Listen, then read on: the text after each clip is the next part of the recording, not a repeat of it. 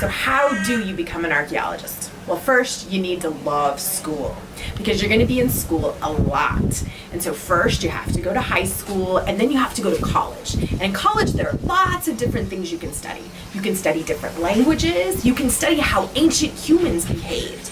And that's what we call anthropology. You can study lots of different things.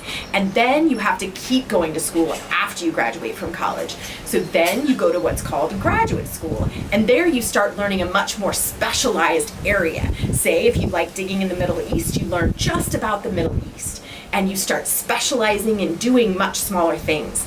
And then once your PhD is done, after you've contributed, that's really, okay, sorry. Shall we try it again? You are doing phenomenal.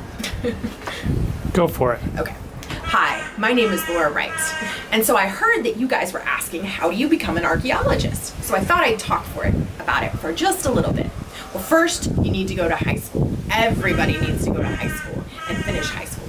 Then you go to college, and in college you can study lots of different things. You can study the ancient Greeks by doing something called classics. You can study the ancient people of the Middle East. You can study the ancient people of Africa. You could even study just generally how ancient humans behaved in a program called anthropology.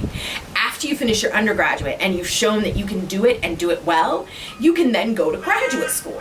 And in graduate school, you get to specialize even more and you study an even smaller amount of material and you know it so well.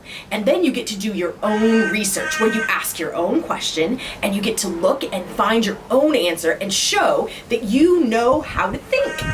Then, after your PhD is done, then you get to start publishing things where you start having a conversation with other scholars and you say, this is what I figured out. And then they offer their input and then they publish things about the things you published. And it's a giant conversation.